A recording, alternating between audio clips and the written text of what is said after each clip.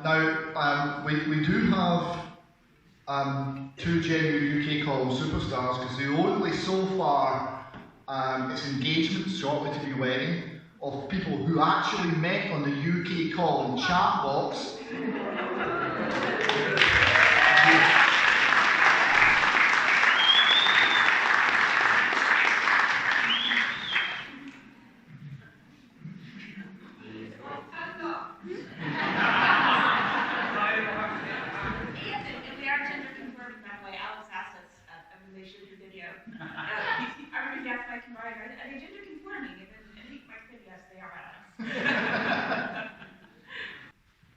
Yes, we got questions in the break, and I got a few as well. So, two microphone-shy people asked. One, why, according to the friend of the person who asked the question, why are we pro-Palestinian?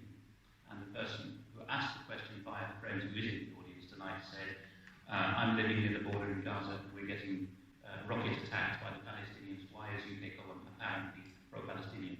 That will be for Mr. Scott. And there was one from an ex-serviceman about whom do our armed forces actually protect? A cynical question from an ex-serviceman. And for that, I would say, come to Govan at 7 p.m. tomorrow at the Billiard Hall in the Pierce Centre near Govan Subway, because I will be speaking on the subject that Britain needs to secede from NATO.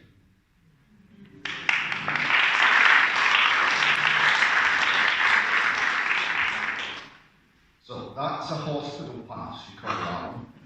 I hope you enjoyed the tea, David. Please discuss the Middle East. Right, okay.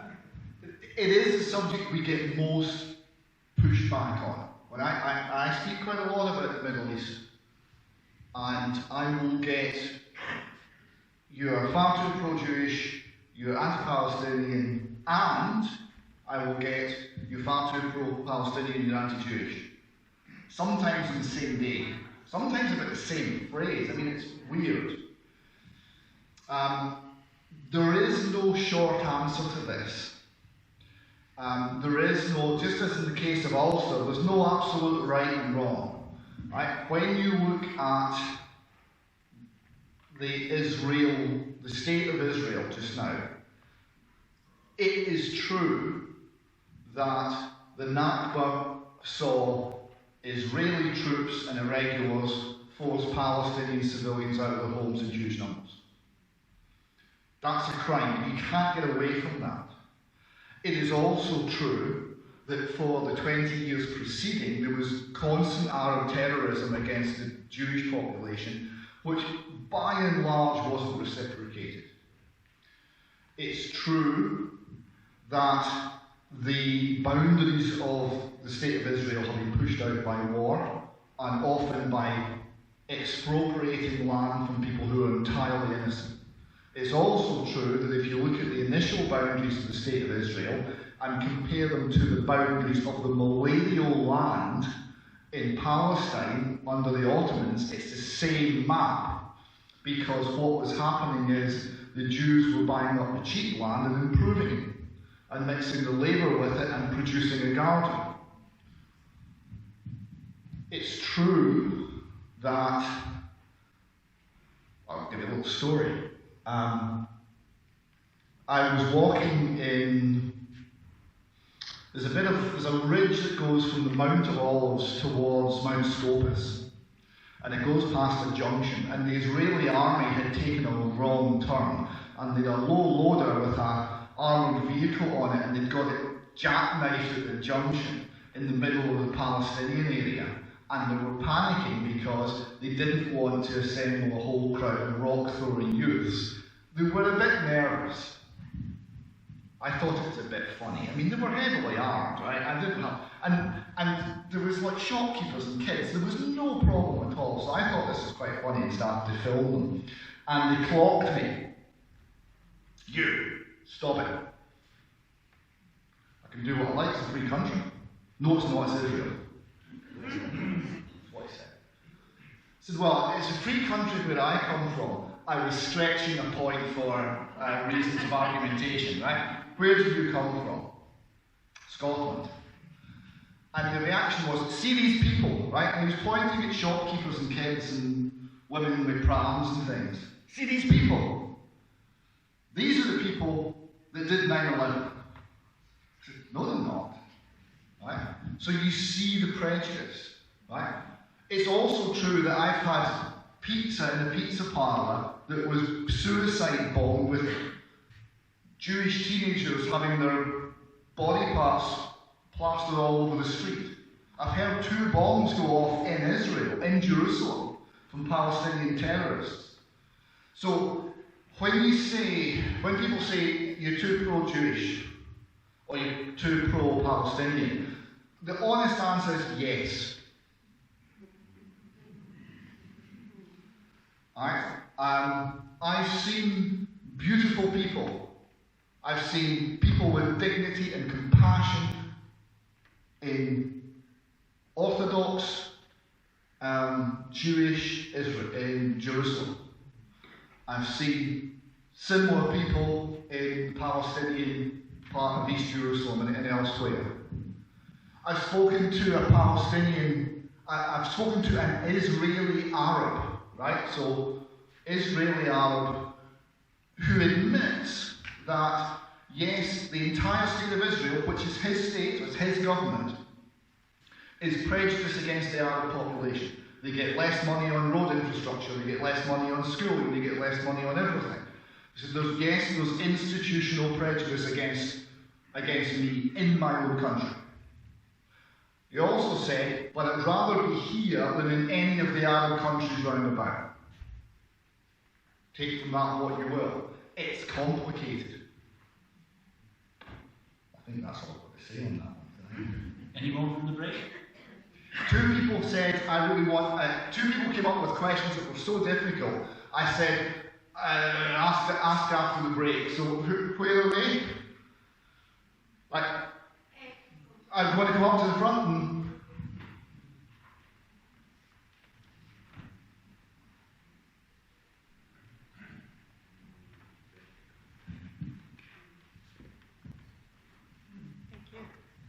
I'd just like to say I really enjoy watching the UK columns. So my question is, why do you think that churches were closed during lockdown? Why do you think American Christians are more awake to what's going on in the world as opposed to UK Christians that, generally speaking, are fully vaccinated and fully compliant? That's one for Alex.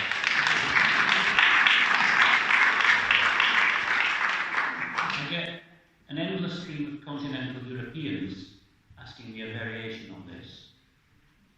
And I usually tell them, you continentals, your problem is that you didn't have a John Knox. Not even the Calvinists on the continent had a John Knox who defined when the church says no to government. The trouble is, this question obliges me to say, if you want to know what the legacy of John Knox is, you have to look to North America and not to the Scottish churches. And this even includes the Wee Frees and the other minority Presbyterians, with whom I'm very close, because they all closed, and the most conservative denominations did not sign the petition that precisely 12 Scottish congregations, more than a petition, the lawsuit against the government. We could go any number of ways with that theologically, but ultimately in the whole of Britain, and alas, perhaps even more in Scotland, the answer is docility, conformitarianism. The last thing that we're historically known for has taken over, and we are too afraid to be seen to be doing anything different from the mainstream. And a very short answer to a long conundrum there is that most people in our churches are not believers in Christ. I'm sorry to say it that bluntly, but it's pretty obvious by now, isn't it? David, anything to add? I was reading the BBC website yesterday. It worse. They have the GCSE bite-sized guide to Christianity.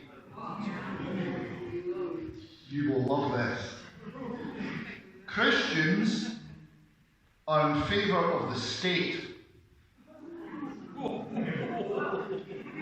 Obviously, it quotes Romans 13 badly, and it finds a translation that talks about taxation when that wasn't the original word. And it says basically that Christians will support anything the state says. The problem with this is not just that it's wrong, and I have promised Alex an article for UK Column on this subject, and I'm promising all of you now here in this public space I will write that article in the next couple of weeks. It's not just that it's wrong. The problem is huge numbers of Christians in this country believe it. And it makes no sense. And you know it makes no sense because they always qualify. We as Christians must support our rules. There's usually a 2-second pause. Except if they're like Hitler or Stalin or Mao or Pol Pot or But apart from those, apart from the times where we don't, we must support the rules. Why? Well, Scripture says so. Really? Scripture says that something that you, in your wisdom, then have to qualify. So the Word of God says it, but you can then say, well, obviously this doesn't mean that. And none of them think, maybe we've got the wrong interpretation of this. And I'm convinced they have got the wrong interpretation of this. And it comes down to the very fundamentals of Christianity. What is Christianity? Christianity is about the redemption of mankind after mankind's rebellion, where we decided we didn't like the rule of God and we wanted to rule ourselves. And it's about redeeming mankind from the horror show that we then created by the evil in our own hearts. How can that possibly be the basis of always having to obey the civil rules? It doesn't make any sense. And it's really annoying me. Or more succinctly, the preacher I heard last Sunday said that Christianity is based on knowledge of self, knowledge of need, and knowledge of a saviour. Right? None of those 3 points is preached in most British churches. There is feeling about self, there is something about need, but not an eternal need, and there's very little about a saviour.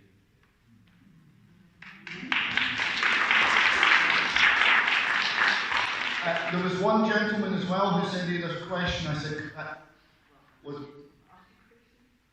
It wasn't myself that I wanted to ask a question, but if you could someone else might. Was another question for after half time? I know one. It was another question on democracy, and I think the gentleman's called Paul, and he wanted to ask about Switzerland democracy.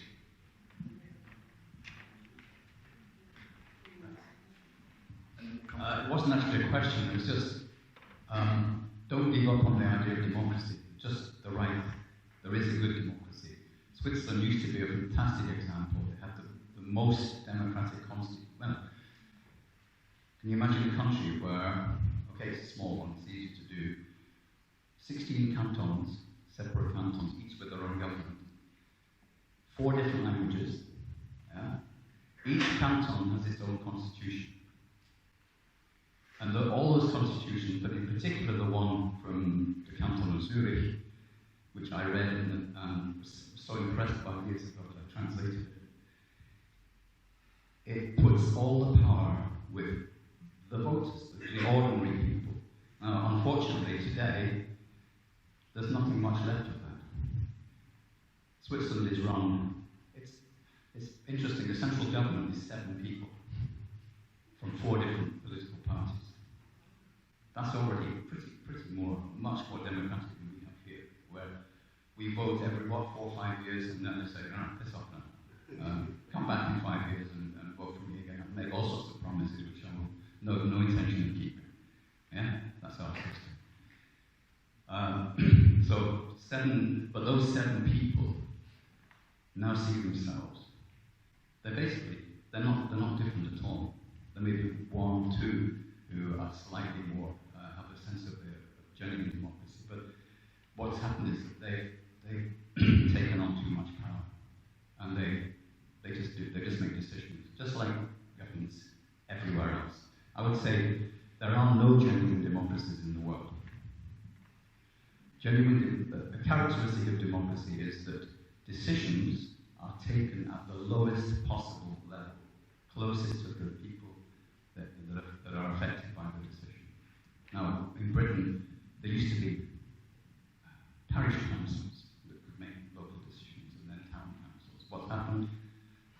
That system has been concentrated into mega corporations. And as you well know from UK Column, there are now agencies and bodies that have immense power, and they have no democratic legitimacy whatsoever. But don't give up on the idea of democracy. To look to that, there are many points of comparison between the Swiss and the Scots historically, and it has to do with largely being in isolated pockets, having to cooperate well on a community or valley level without becoming each other's bosses, and frankly holding each other to account and having a good old gripe at your neighbours if they're doing less work than you and getting more out of the communal pot. So it's remaining alert to the issues of being defrauded by others.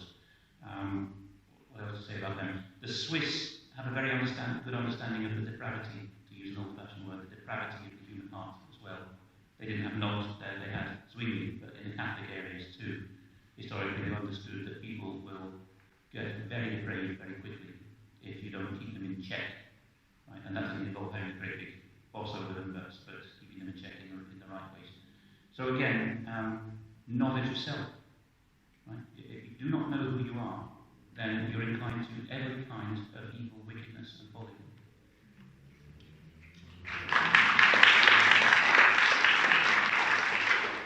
Alex mentioned kakistocracy, rule by turds, and the other one that you need to know is cryptocracy, which is rule by those hidden, and we've got a lot of that going on as well. You had a question? Yes.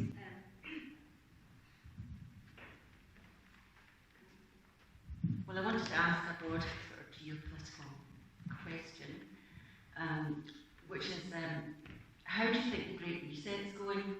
Do you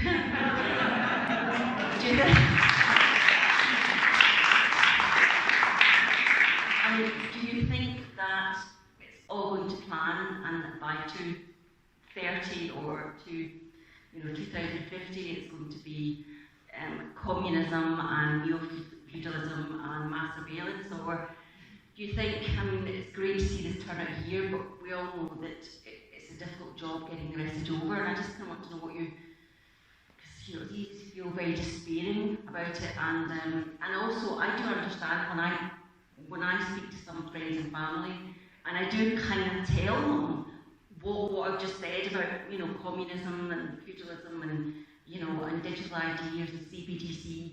They're like, it really does sound like such a mad plan. So the fact that they think it's mad when I say that, I kind of think, yeah, it is, but it's true. So yes, that's why I wanted it. It'd be great if you kind of thought there was some resistance. And also, as a side to that, obviously I've listened to Ian Davis and read his work. I'm still not sure what your take is on the geopolitical balance between America, Russia and China, especially Russia and the Ukraine war, with the part or whatever. So I know it's very broad, but anyway.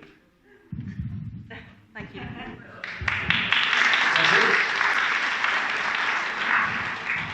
On the Great Reset, I love it that reset in Scots law is the crime of having stolen goods and distributing stolen goods. So it's so well named, right? The Great Reset.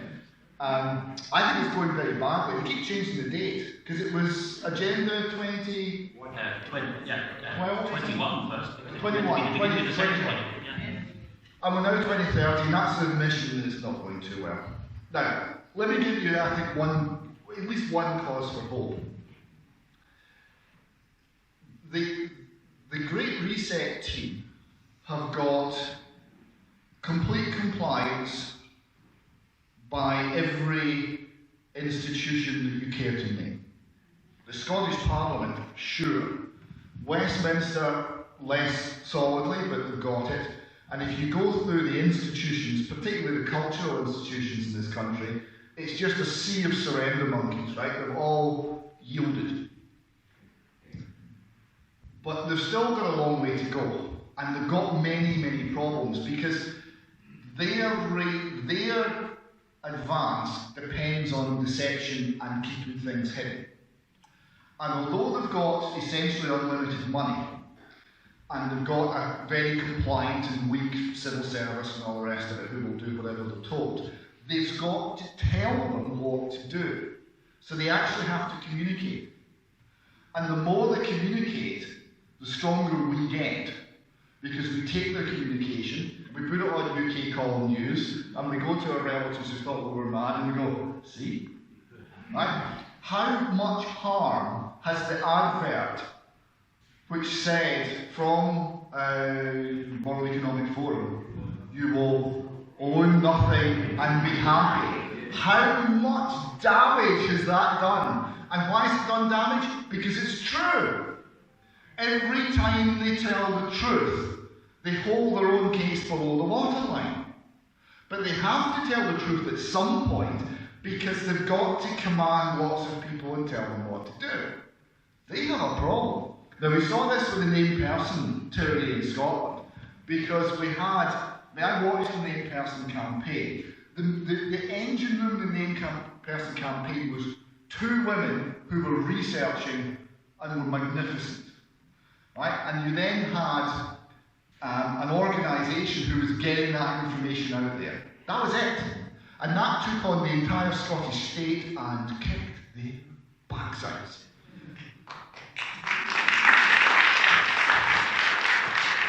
Every time the Scottish states tried to communicate with the people that were going to apply the tyranny, the No to Name Person campaign got the video or got the documents, and that was their next splash, and it was in the press, and the Scottish government was, oh no, we didn't quite mean that well, we didn't. Right, so the point was, the campaign said, well, you're lowering the threshold at which you can intervene in family life. Oh no, we're not doing that. Oh no, that's a conspiracy theory. Right? So they went away, the campaign went away, and they got the training video, which was online. And the woman stood there and said, now, she actually did the hand signals, now, we are lowering the threshold at which we can intervene in family. Right? What about that then? They went to the Scottish Youth Parliament, so the campaign was saying, it's like you're putting this state official above the parents in family life. Oh no, we're not doing that, that's a wild conspiracy theory, it's not crazy thinking that. They went to the Scottish Youth Parliament, because it's a youth parliament, they had to use fairly simple and clear language so the kids would understand. And they said to the kids, you children, you're delicate flowers. All of the adults in your life, they're like gardeners and they've got to tend you. But the named person, that's the head gardener. Nailed by their own documentation, over and over and over again. Was so one more, actually, a training video of how to cope with cases that were threshold for reporting to the named person. Do you remember this? And there was a teacher after hours in this training video calling around, I think it was either the council or someone not directly involved in teaching, and saying with a smirk on my face, I know I'm not allowed to share this information, but I'm going to do it. That was in the training video, about the same time as No to NB was being called idiots for saying that information would be shared against the law. So their problem is they have to communicate their evil plan to the minions, right? They've got lots of minions, but they have to tell them what to do. And the more they tell them what to do, the more we can see what they're actually up to. So they have a major hurdle.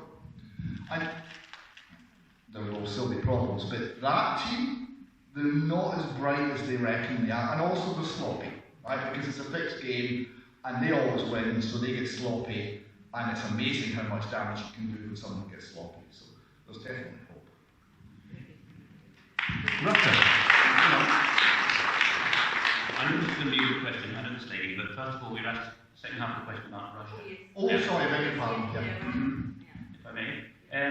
Sorry, I still got a gobble full of peanuts, but There's more than one deep state in each of the top-ranked powers in the world, right? There's the owners of private wealth, who tend to be in the hedge funds, and if it's a capitalist country, they send us well around the central bank and tell the politicians what to do. And there's the globalists. And in a democracy or a communist country, they tend to be in the civil service, right? So we had in our own civil service at Westminster level split between the Marcus Sedgwick faction, which was EU and China all the way, and there was a Richard Dearlove faction, which was the Anglos all the way, right? They were diametrically opposed to each other on subjects such as what to do about Scotland, which has always been a big thing in Westminster, which we use it for. Yeah, so that has gone on and on. There's no unity within them. So the best people to listen to right now is an Italian guy in Cardiff, an academic called Fabio Vighi, V-I-G-H-I. He gives regular interviews with Jesse Zurewell in New Jersey. If you come across TNT Radio, today's News Talk Radio, it's now set up by Dolores Cavanagh. You've got round-the-clock truth radio. For the first time we have worldwide what the Americans have had, intelligent truth talk radio throughout the day, because all these presenters. And Jesse Zurewell's show on there is called Perspective. Fabio Vighi is very strongly making the point that there's a large faction of the Russian and Chinese deep state that's very keen to get the children jabbed. Belarus too. Even the separatist parts of Ukraine, the Donetsk and Lugansk People's Republics, in the middle of being shelled by the Ukrainians, they're insisting on jabbing children. It's going on apace. So there's always a network of that. And at the other end of the scale, with this another American podcaster is Tom Luongo, whose podcast is called Gold, Goats and Guns. He's pointing out that the Americans who are more in the private wealth and the banking, the existing commercial banking arrangements, are cutting Europe loose, and they are beginning to pin the blame for this great reset. I would say quite accurately on European, so both continental and British, European blue bloods who are determined to run America as colonies again. And of course, if you bring through central bank digital currencies, whether or not it involves wars, it certainly involves collapsing the mega-trillion banks, right? And America is still, in some ways, solvent in the way that we're not, for very, very many reasons that we're brought into. So you're right to ask about America as distinct from Europe in this, because America is on the verge of cutting Europe loose, and Europe would go under financially, I think, even quicker than America. That's at least as important as whether the next war is going to come from Taiwan or the Ukrainian direction. Anything to add on that? Can I come in there, David? This is the relation. My cousin's son has been over there for 3 months, 8 mile off China, in Taiwan, based Taipei, his capital, lovely people. They'd get up and down there all the time. And the war was China against Taiwan. But it kicked off with Ukraine, and that's in the back burner. So that is there. Yeah, They'll have moved back now since we sat the last meeting. I'm up them is flying Russian jets. Russia was ready to jump around in North Korea. Yeah. You know the score. Yeah. So there is a lot, there's increasing aggression from China. The level of control at home is ever increasing. So these are not countries we can look to for any huge step forward in terms of freedom. The problem that we mostly concentrate on in the UK column is that the countries that did bring the concept of freedom to the West, principally Britain and America, have fallen such a long way. And also New Zealand, Canada and Australia.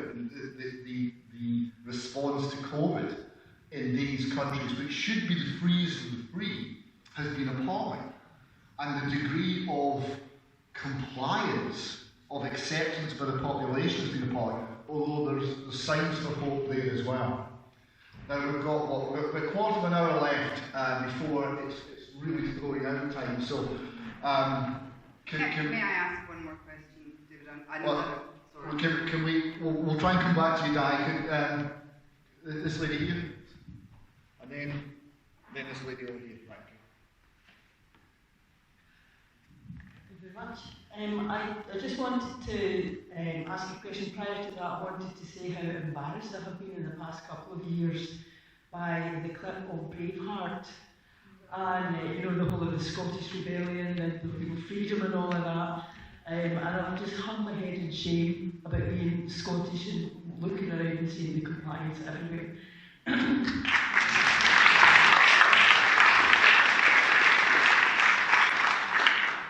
The question I wanted to ask, and I think probably to you, Alex, is about satanic ritual abuse within, now is it Parliament, is it government, is it politics, is it throughout the, you know, celebrities, royals? How entrenched is that? Because, you know, we heard about, you know, the schools at Central Gordonstoun and all of that. I mean, from what I have seen, my impression is that it is all part of satanic worship. Satanist ritual abuse, or if you want to call it satanic, I think Satanist is an even stronger word, we should use it more, because it identifies the allegiance and not just the type of thing that's going on there. If it means anything, it means that people are in obeisance to Satan. Okay? So he's the father of lies, he's deceitful, and he's desperate to get worship which belongs to the Creator. So he will accept any kind of homage, any death, destruction, despair, misery, shortened lives, pain, unnecessary suffering. That can be offered up as an act of worship to Satan. All the people who've gone deep into researching SRA cults have said that. So if you have a mass poisoning of people's food or water supply, or a mass contamination or tampering with people's medicines, it's quite possible that Satanists are behind that. Yeah?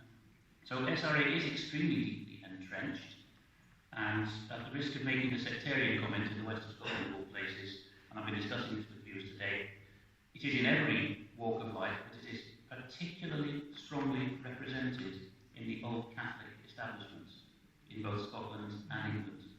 Right? And why that is, I'm not going to blame Roman Catholic doctrine, there are historical reasons for it, the kinds of pools of society there. But that's one example where things are not quite as they seem. Okay? And then the question is also about the difference between government and Parliament. Well, at least there's some people around who still know the difference between the two. Parliament is supposed to be us holding the government to account. That's what a legislature is. It's not part of the state as such, nor are the courts supposed to be part of the state. So when you see parliamentarians or indeed judges being corrupted by SRA stuff, they have already actually been pulled out of their due role. And so historically there was much more of it in the government, as in the executive, and also a greater say in the churches. But it has spread extremely far and wide. And just last night I was speaking to a very conservative Christian clergyman and saying, of course, you know that this is happening in the Outer Hebrides, don't you? And a couple of years ago I would have just thought, you know, get away with you, but just sadly nodded his head and said, how sad to hear, you know. Very few people who historically would have said, I don't believe that, are still saying, I don't believe that. So the very fact the question asked kind of gives the answer, really, that it is extremely permeating through every walk of life, high and low. It's a big self-protection racket, so you can have underclass people and, you know, people with no visible means of support in the same club as people like, you know, the Prime Minister. I'm not saying the current one, but there have been SRA Prime Ministers. Ted Heath, that's no longer conspiracy theory. And they've been looking out for each other. Yeah, so you shouldn't be looking at the walk of life, you should be looking at allegiances which cut across people's day jobs. Yeah, that's exactly right. We come across cases where people who seem to be down and out, people with, you know, no job, no assets, no power, and oddly they're untouchable. They seem to be above the law. They have some hope somewhere. This is a sign. The leading expert in Scotland on this is Laurie Matthews of a series of charities based in Dundee. One called, or until recently called, Izzy's Promise. And she was explaining how the networks work. She says, I'm not saying that there's a conspiracy. It's just that survivors of Satanist ritual abuse are amazingly unlucky. I'll give you an example. So we spring someone from an abuse network. Right, so it's usually, certainly from that chart, it's usually a girl. Sometimes it's kids, so we get them out and they need somewhere to live. So there's an application made to the council for accommodation, and a flat is produced, and you go along and well, firstly the application goes in and there's no response. Another application goes in, there's no response. So then the applicant goes down with their counsellor and hands the application in with a witness. Then there's a response. So then they're offered a house, and they go on to see the house, and it's a ruin, right? It's way below tolerable standard. It's a mess. It's completely unlivable. So I can't live in this. Oh, look, we're very sorry. It's an administrative error. You should never have been offered this house. You're quite right. We'll get you another house offer. So a couple of weeks go past, and another house is offered. It's worse than the first. Same process goes on. Oh, we're terribly sorry. It's never happened before. Twice. Oh, it's terrible. We'll get you another offer, and they go along, and this one's got no bathroom, no toilet, no nothing, no gas, no power. I can't live here. Oh, we're terribly sorry. They then get a letter. You've turned down 3 houses. You are now intentionally homeless, so we have no more responsibility to house you. So they then go down with the councillor and with their MP, and it's all sorted out. And eventually they get somewhere to live. And then a little while later there'll be something else to need, and it's the same again. Now, what the people at Izzy's Promise are saying is we've seen this time and time again. We see it all the time. They used to report the crimes to the police. They don't anymore. Because what would happen is a girl and her kids are escaping an abusive situation. And it's satanic. Right? So it's reported to the police. And initially, the response is very sympathetic. And then, no, you have mental health issues. Satanism. No, you're a danger to your own children. So the children are taken off her. A few weeks go past, who do the children get put with? The abuser. Now, if it happened once or twice, you could say, well, maybe that's a coincidence, but this is a pattern. So it got to the point that they said, listen, is there someone in the world you can trust? If the answer is yes, so right, get the kids, don't say anything to anyone about where you're going, go, don't tell them. Because you can't trust the network. Now, it doesn't take many corrupt people in a network like that if they're corrupt in such a way where they're absolutely controlled. And this is the thing about the SRA networks. They've all got the evidence on one another, and the ring will remain absolutely solid. One SRA survivor said to me that what we should do is we should say, in any given SRA paedophile ring, the first person to turn state's evidence gets off scot-free, and everyone else goes to jail. I actually think that's not a bad idea. But at the moment, these networks exist. And Alex is right, they go across all boundaries of race, religion, class, authority. They transcend all of these. And you start seeing very strange things happening. You start getting suspicious that you might be interacting with a network of that type. Okie dokie, what we got? We've got 5 minutes. Okay, well, just kind of on the back of what you were saying there, I think we probably all agreed that we're in a war. I would say that primarily it's a spiritual war, but also an information war, probably other things, ways that we describe it. So my question is, what does victory look like?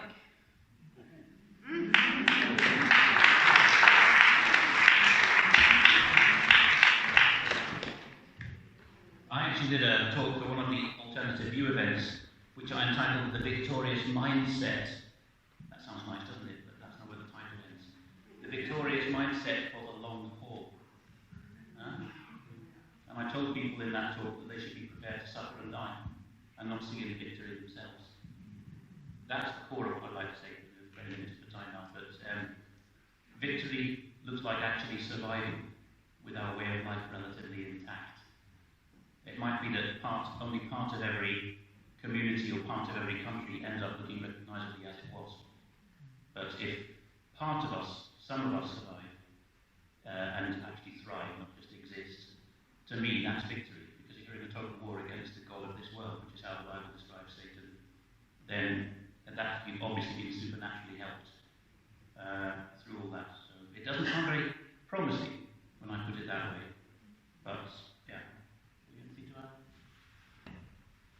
would agree with that. I mean, I think ultimate victory is with the return of the King.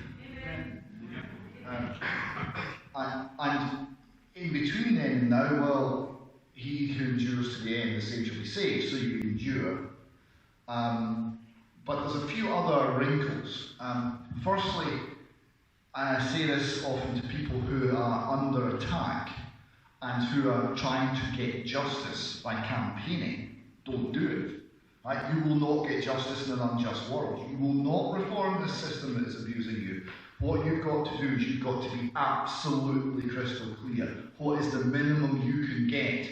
What minimum you can take and continue with your life? What's your absolute bottom line? Right? If your child has been stolen with the state, is your bottom line, I must have the child back? Is your bottom line, I must make sure the child's safe? Two things are different. You have to decide what your bottom line is. What's the minimum? If you're under attack and you don't campaign, you don't say anything about anything other than your case, because you're on whistleblower rules. And then if you get your life back together, you get the state out of your life, and you restore some sort of stability, you then fight for the person next to you.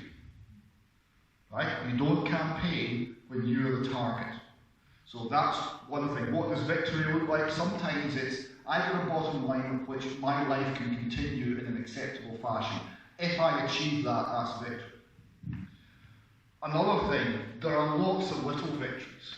And enjoy them. Right? There are many. Right?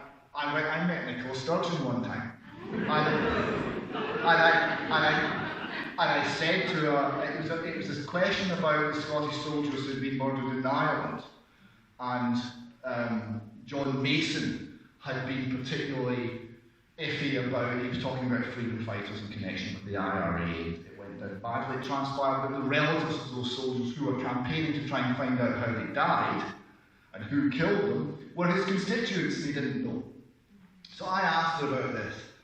And asked her what she could do. So I got a very well prepared, like hit the button, download speech about, her global political position.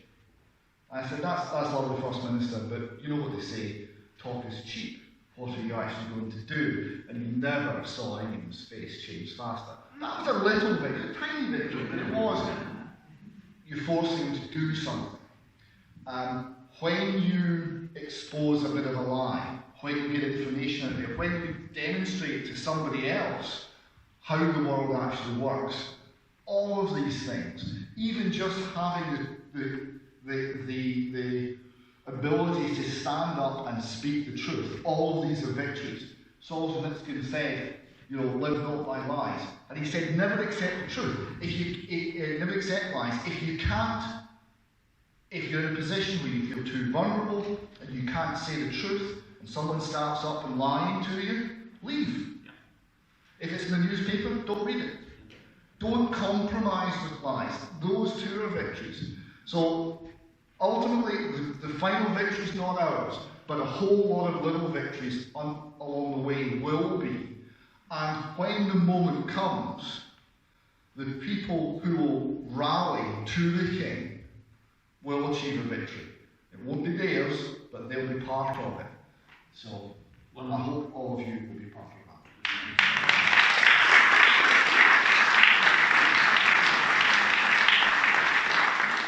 One strong image on that comes to mind. Every 5 years, the Estonians, a nation that lost something like 20% of their population to Stalin, have a national song festival to mark the fact that they're not all dead.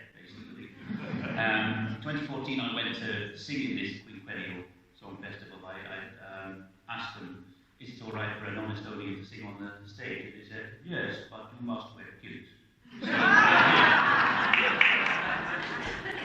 And they sing from like 3 p.m. till midnight, and then do it again all day. It's ridiculous. But anyway, all of this songfest, right, the time they got by far the most emotional, it's a very taciturn people here, so it's quite shocking. Lots of tears. It's this song, you won't be able to take the name down. It's Talenda Messingbordet, which means flying back to the hive. You'll probably find this song if you search on YouTube, just for emotional Estonian song or something like that. But the words are about a colony of bees. Right? They're trying to make it back to the hive. And why are they floods of tears? Because the chorus says, not all of them will make it, but we're all trying to get there. You know? And that was to them the sweetest victory of all under Stalin and many other moments of the tyranny that they faced, is that they didn't stop flying.